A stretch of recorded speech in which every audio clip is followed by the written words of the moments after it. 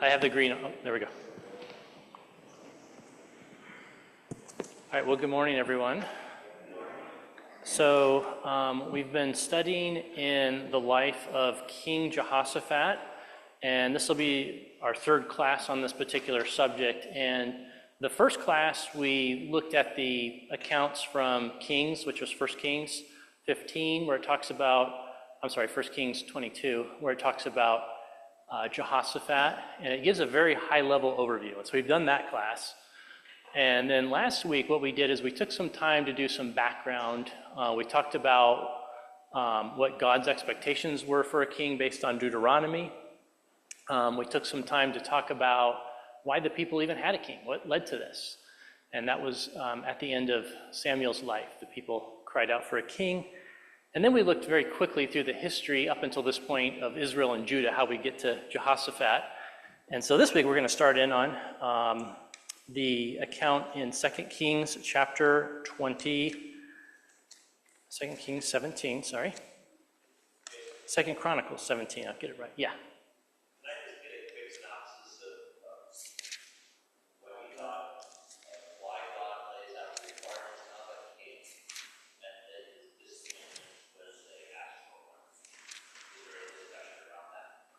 Not a whole lot. It was kind of a high-level overview. So, so the first part of your question is, what were God's expectations? Right. So God lays out the context for a king that he's supposed to write out the law. He's all these things the king is supposed to do. Sure. So it's in the mind of the people, if they understand that there will at some point be a king, what the king will do, right? So the king is going to take your sons, and he's going to conscript them, and the king is not supposed to have horses. The king is supposed to write his own copy of the law, all these things that the king is supposed to do.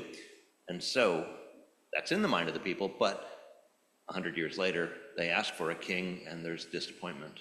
Mm-hmm. Absolutely. Why the disparity there? So why is there a contrast there between there's an expectation of king in the law, but then they ask for a king and God feels rejected by them, and he even says that. We honestly didn't really dig into that too much. I can give you my high-level perspective on that. I think one of the big issues in what happened at the end of Samuel's reign is that the people emphasize we want a king like the other nations. And they give a list of things they want the king to do. They want him to judge them. They want him to lead them in battle. And they want to be a king like all the other nations. They don't say we want a king who's going to guide us spiritually too.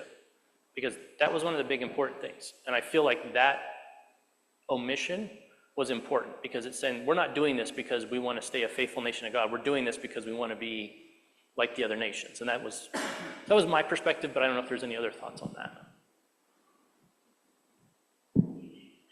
But and kind of jumping into Jehoshaphat, 2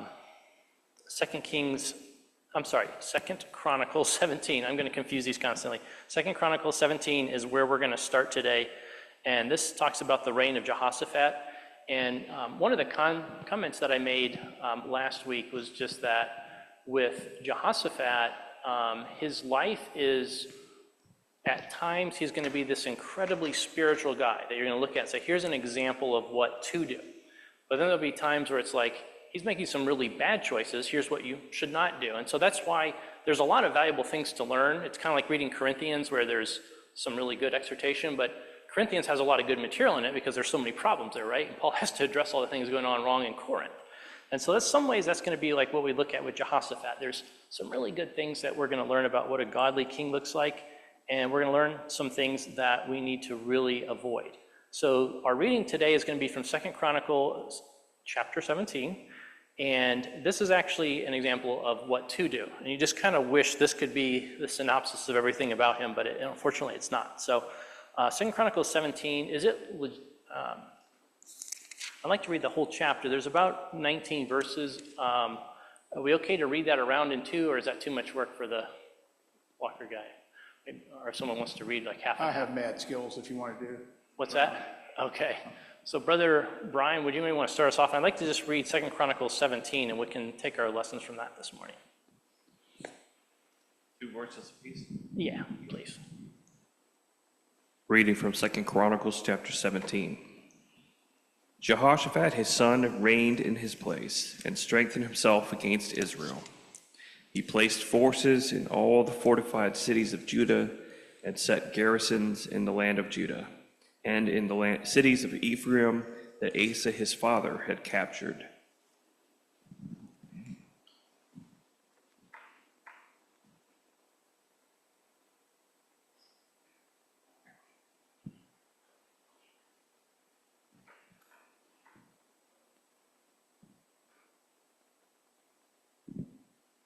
The Lord was with Jehoshaphat because he followed the example set during his ancestor David's preliminary years by not pursuing the Baals. Instead, Jehoshaphat sought the God of his ancestors and obeyed his commands, unlike Israel. So the Lord established the kingdom in his control, and all Judah brought tribute to Jehoshaphat, and he had great riches and honor. He took great pride in the ways of the Lord, and again removed the high places and the Asherim from Judah. Also in the third year of his reign, he sent to his princes, even to Ben-Haiah, and to Obadiah, and to Zechariah, and to Nathaniel, and to Micaiah, to teach the cities of Judah. And with them he sent Levites, even Shemaiah, and Nethaniah, and Zebediah, and Ashael, and Shemeroth, and Jehonathan, and Adonijah, and Tobiah, and Adoniah, Levites, and with them Elishama and Jehoram the priest.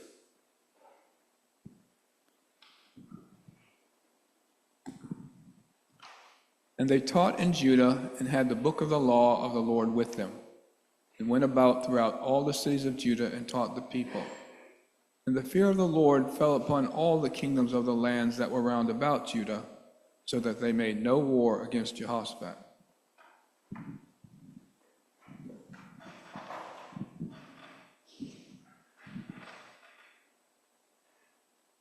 And some of the Philistines brought Jehoshaphat presents and silver for tribute, and the Arabians also brought him 7,700 rams and 7,700 goats. And Jehoshaphat grew steadily greater, and he built in Judah fortresses and stone cities.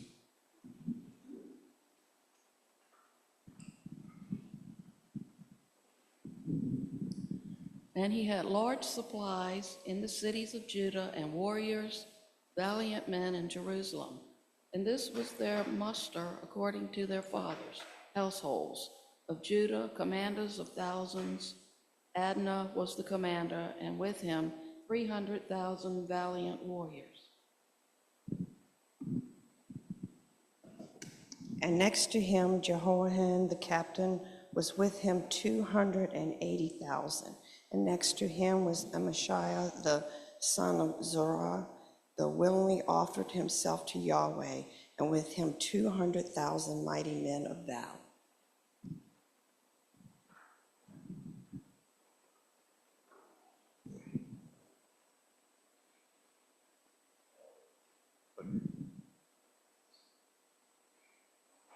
And Benjamin, Eliah the mighty man for valor, and with him 200,000 armed with bow and shield. And next to him was Jehozabad, and with him were 180,000 ready and prepared for war. These were they that waited on the king, besides those whom the king put in the fenced cities throughout all Judah. Okay, thank you for reading that. So again, this is the start of Jehoshaphat's reign, and this chapter we read is pretty positive. He's really in a good light. And it says in verse 1, it says his son Jehoshaphat reigned in his place. And just want to take a real quick minute to recap a little bit about Asa, because I think you have to remember Jehoshaphat grew up during his father's reign, right? So the things that he witnessed and experienced then is going to impact his own leadership. And does anybody want to give me a quick synopsis of Asa? How would you describe Asa? Good, bad, somewhere in between? Brother Joseph? He started off really well, and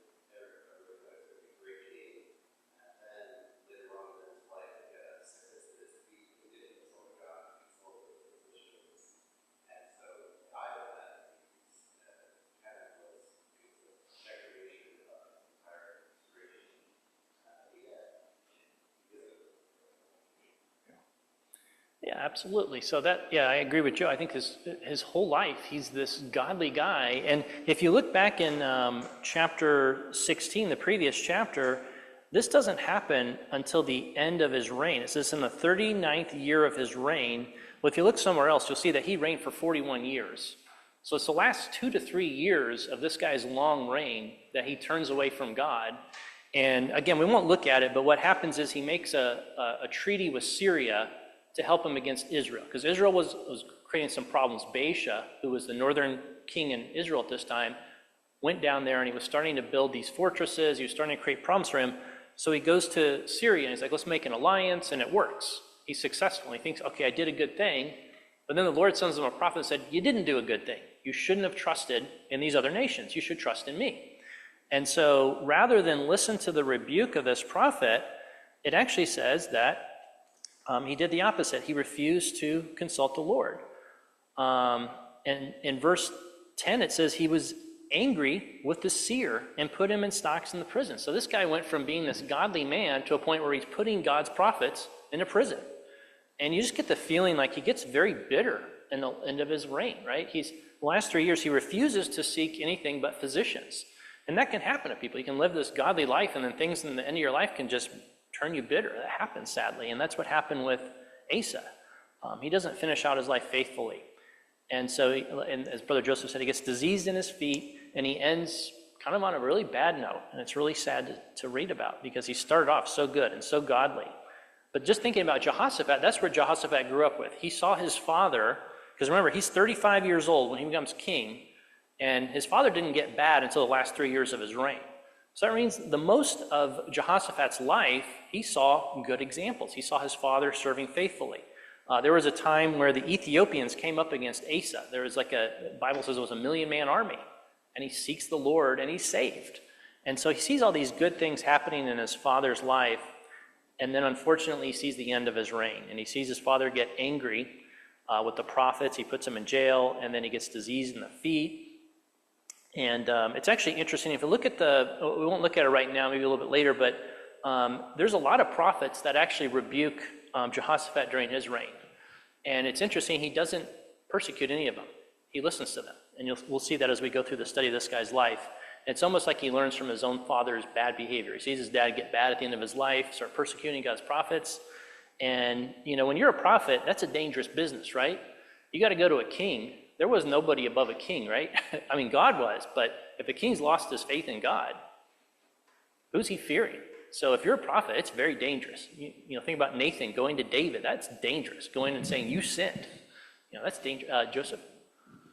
Yeah, the other thing about Jehoshaphat that I find fascinating is the valley that's named after him. And when his enemies came up against him, even though he's got tons of military support, more than probably most of the other kings who he had, he was told, you don't need to fight. Have your men sing and go up to the battle. And I'm like, I don't remember any military tactics at West Point or, Air Force that says sing before you go into battle. And there's 3 whole days of spoil where they take all of this out. So that same valley of Jehoshaphat, that same slaughter is actually picked up in Psalms 83, Isaiah 63, Joel 3, Habakkuk 3, where God judges the nations on that very same piece of real estate. That lat and long is where God is going to judge all of Israel's enemies in the future. So it's interesting he gets the honor of that particular battle, and it's prophetic through history that this will be the final judgment place of the nations by God. And I guess along those lines, we want to know what Jehoshaphat's name means. Joseph kind of hinted at it a little bit. God's judgment, is that what you said? Yeah. And so there's actually a lot of debate, Joseph, about whether the valley's named after him or that he's named God's judgment, and that's what the valley means, is God's judgment. But anyway, it's interesting side note. But yeah, he sees his father. He sees his father wither away at the end of his life. And it's actually, there's some conversation, because if you look at what we just read in verse 7, it says in the 3rd year of his reign is when he sends out these officials. And so some people believe that the third year of his reign was actually the third year of his regency of his father, because if dad is all, his feet are messed up, he can't really go out and do his kingly duties, Jehoshaphat may have had to step in and be like what they call regent king, where he does the role for his father because he's incapacitated, and that it says in the third year is when he does these reforms. So maybe he's unable to really do the reforms he wants to do because his dad is kind of angry with God right now, and so he has to kind of wait. So that's what some people think, is that he does this in his third year because he has to basically wait till his dad dies, and then he can start doing these godly reforms. But that's what happens. So anyway, this is his father's life. That's what sets the stage for him, as he sees this guy who's very godly and prospers, and then he turns against God, and a lot of bad things start happening. So that brings us up to chapter 17, verse 1. So he reigns in his father's place. He was in his 35th year when he starts reigning. And the first thing it says is he strengthened himself against Israel. And we've talked about this a little bit in the past in our opening class, but what had been the relationship between the northern kingdom and the southern kingdom up until this point? Between these kings of Israel and Judah? They were competitors, and they hated each other, and they went to battle all the time. And there was constant resurgence between territories and people, and the Levites had to flip sides, at the very beginning, because there was no way they could survive in any of the towns of Israel once they started worshiping the golden calf and Dan and Bethel. And once Asherah and Baal were in place, there was no hope for them, so they had to move over to Judah. Yeah. Yeah, and that's absolutely right. I mean, if you picture these kingdoms, today we have these very clearly drawn lines between nations, but you think of like somewhere like Russia and Ukraine today. So what's Russia doing? It's trying to eat into Ukraine's territory, right? And they're trying to, originally they tried to take over the whole thing, and they couldn't do that. So what do? We're just going to whittle away as much as we can, right? So this is what happens between Israel and Judah, is each one is trying to push into each other's territory. Yeah. A way to picture it is if our own civil war had never been resolved. If the North and South had split, and today we were still having a confederacy and a northern kingdom, that's what it would be like. And you can imagine the tension between two parts of the country that had such diverse ideologies, but we've solved ours in 4 years. This one's going on continuously. It never ends. Yeah. Yeah, that's a good analogy, because you have these like border states that, like Tennessee and Kentucky, some people were sympathetic to the north, some to the south. Virginia used to be a bigger state, right? And then West Virginia, surprisingly at the time, it's hard to believe today, but they actually wanted to be in the north, and so they split off. But yeah, that's a good point. That's how it was. They had this, and I've read before too that region between where these two kingdoms would have kind of bordered was actually, there's a lot of trade route going in there. And if you're a king, trade routes are important. Any thoughts on why that would be important as a king? That's your economy, right? And what they do is you have to pay money to go through somebody's territory, right? And so there's a lot of revenue that you get if you own that land. So some people have said that area that incidentally, because you think about Israel is like you've got Europe that kind of comes through there, you've got the Arabia and all that area and the Far East, and then you've got the African continent. They all kind of intersect at like Israel. That's a very important trade route. And so it's very profitable. So there's a lot of fighting that goes on between them.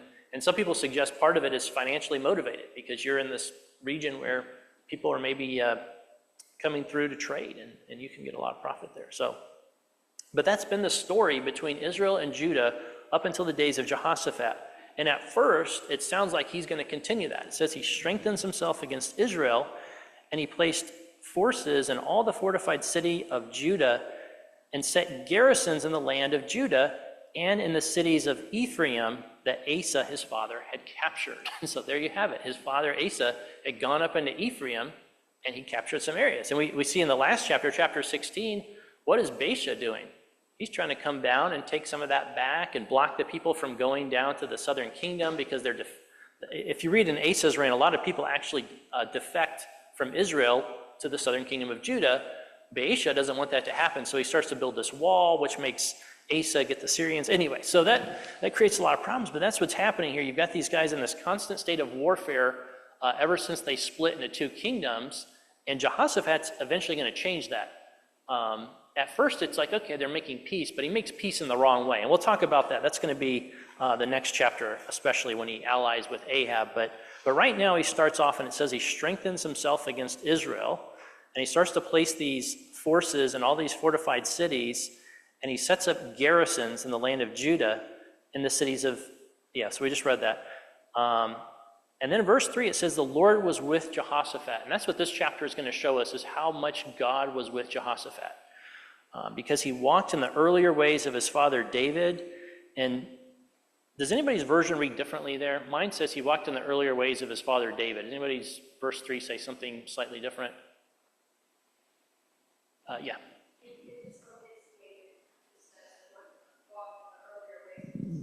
Yeah.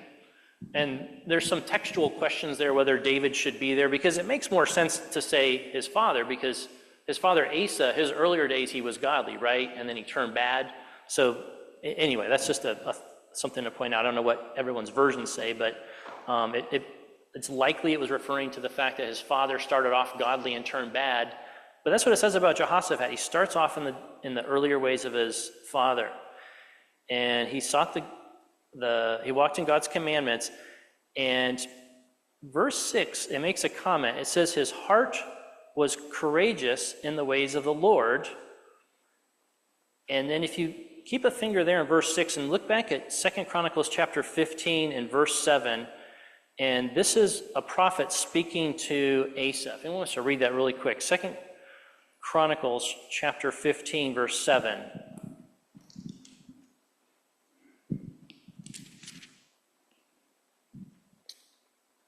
Second Chronicles 15, verse 7. Be ye strong, therefore, and let not your hands be weak, for your work shall be rewarded.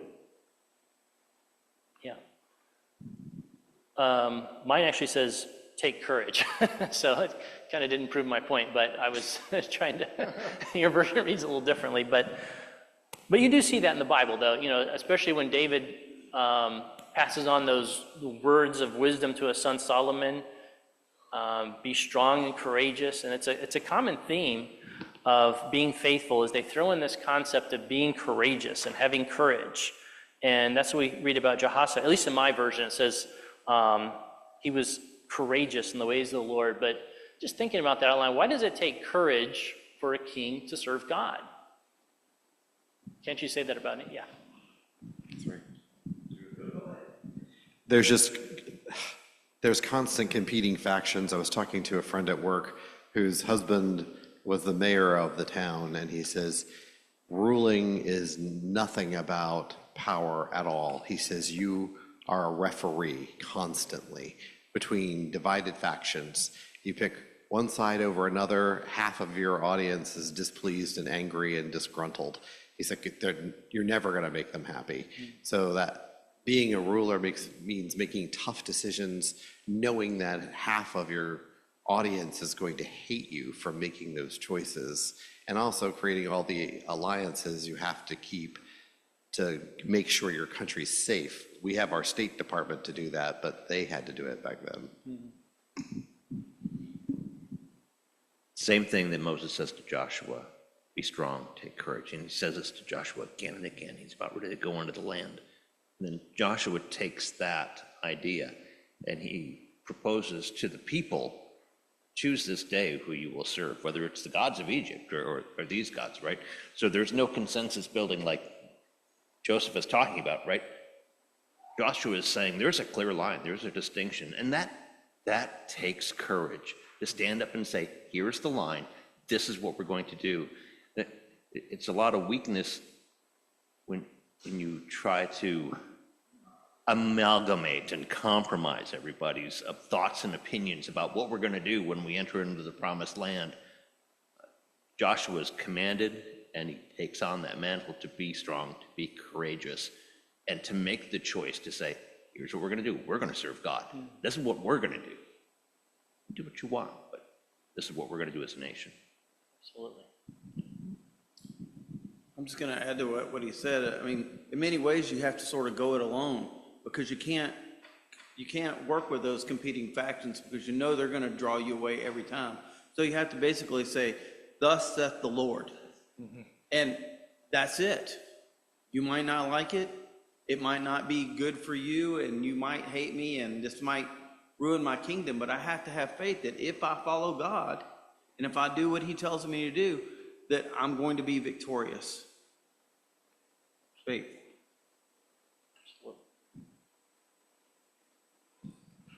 So in the whole action of, ruling a kingdom peaceably, a lot of rulers, if they aren't strong enough, they have to go to the rule of appeasement. In other words, just appease the people who are in your face, challenging you, even though you know what they're asking for is not right. But I believe it was Churchill that basically says appeasement is like holding on to the end of an alligator with one hand and feeding it with the other. And he's like, it never, ever works. Like the philosophy of appeasement is broken from the start. You will never win when you go down that path of appeasement. And that's why I'm interested to know, in the next chapter, it's his alliance with King Ahab. And I'm like, oh my gosh, what a cesspool you got yourself into there. How are you going to get out?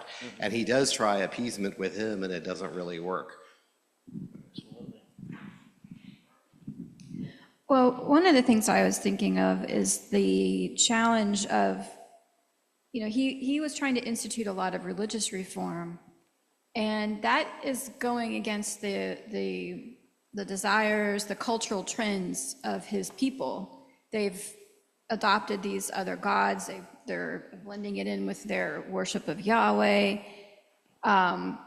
So he's saying, no, he's basically being countercultural. He's standing up to his own people and saying, no, this is the way we're going to do it. And I think a good contrast to that would be Saul, who at the battle, following the battle that he had, what was it, with the Amalekites, I think, the people are keeping all the good livestock and all this stuff and not following God's command to kill everything. And Saul didn't have the fortitude to tell the people no. So he didn't have the courage, right? But Jehoshaphat did, at least at this point. Yeah, that's a good point, because even with Saul, there's a couple times, like he had one where he gets scared because Samuel doesn't show up, right? So what does Saul start doing?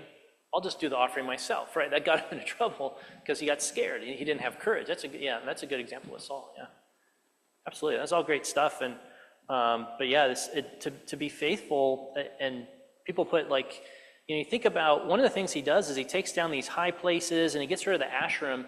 There's a lot of money and power in religion historically, and at this time and today, that's why it's always been a dangerous game. You go back to Europe, are you Protestant? Are you Catholic? Are you, and it's a dangerous situation because people get, if you're not supporting their religious beliefs, they lose a lot of power. They lose a revenue stream.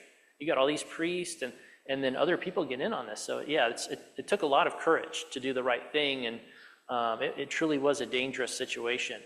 And we could look throughout the Bible, think of Gideon. When did he tear down the idol? Did he go in the middle of the day and do what the Lord said?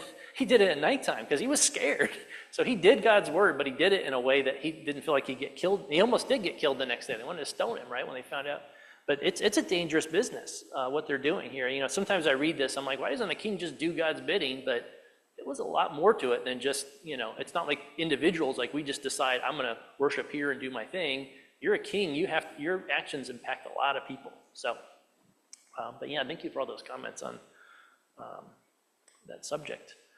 So in verse 7, it starts to talk about in his reign, he sends out his officials. And what does he send these people out to do?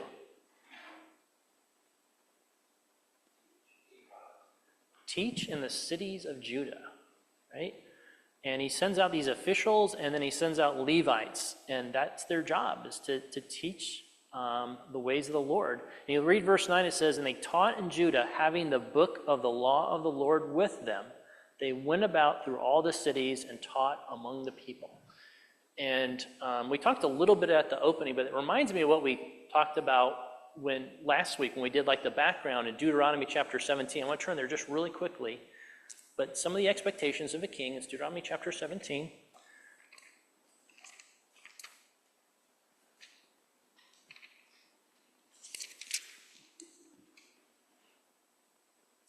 And I must have the wrong. Deuteronomy 17, verse 14 to 20. Oh, yeah, it's starting verse 14. But then it's, maybe just read 18 and 19 of Deuteronomy chapter 17. This isn't the whole instruction, so it's the relevant part. And it shall be, when he sits upon the throne of his kingdom, that he shall write him a copy of this law in a book, out of that which is before the priests, the Levites. And it shall be with him, and he shall read therein all the days of his life, that he may learn to fear the Lord his God, and keep all the words of this law and these statutes to do them. Okay, thank you. So it seems to me, it doesn't explicitly say he makes a book of the law, but at the very least, he's sending it out to the people. And, if you've ever studied, how their books at that time, was it easy to make a book? In fact, they didn't have books like we would, Brother Joe. So from what I remember, I think Don Davies did a great class on this, but he basically said the Essenes, who were the ones who were writing all of this, they had to bathe every time they, did the writing. But of course, it's from, right to left.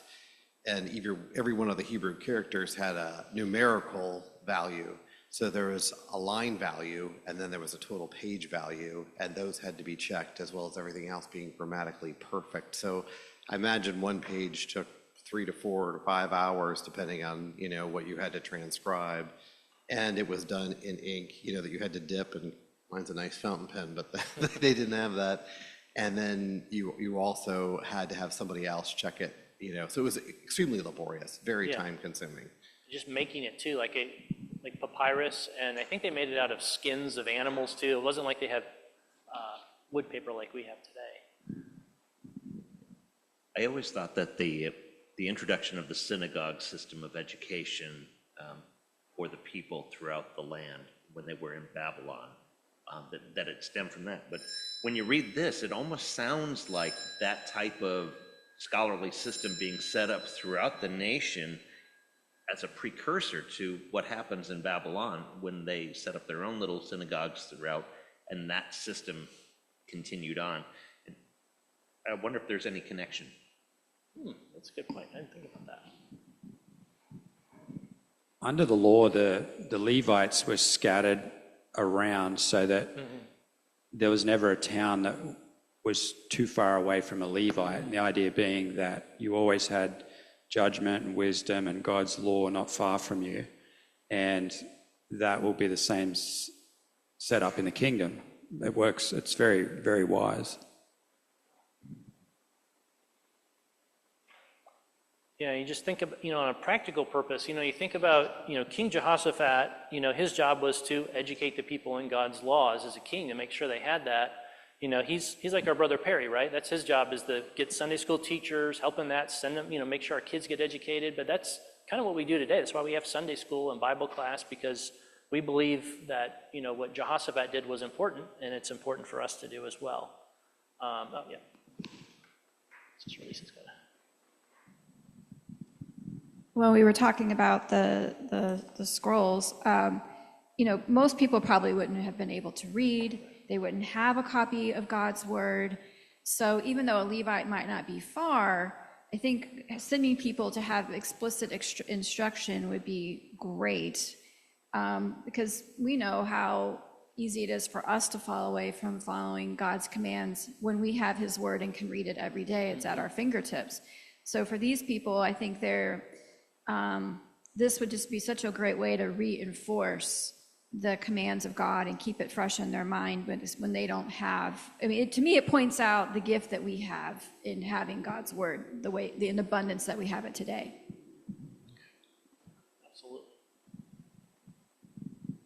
Yeah, I read somewhere that I think their literacy rate was like below 10% or something. You don't think about it, but it's like very few people could actually read, so they needed somebody to read things to them to understand. But anyway, so today's chapter, we kind of looked at the good things. Jehoshaphat starts off on a good path. He strengthens Israel, and he sends out these people to educate them in the ways of the Lord. Brother Joe, did you have? I'd just love to know if you find out, how he got involved with Ahab's daughter. I just don't understand that one at all, but if anybody knows about that, I'd love to know. Yeah, well, we're going to be looking at that next week, but yeah, his son and Jehoshaphat's son gets married to Ahab's daughter. That's a marriage alliance they make, and what's going on in his mind, we don't get told, but that'll be a conversation we have next week, because, yeah, what's going on? This guy's super faithful, and then so there's a lot of discussion about what he's maybe thinking, so, but God willing, we'll look at that next week, and this is, yeah, like I said, it's going to be flip-flop. It's like good, and then next week he's going to make some really bad choices. And so we'll look at that, God willing, when we discuss that. But, thank you.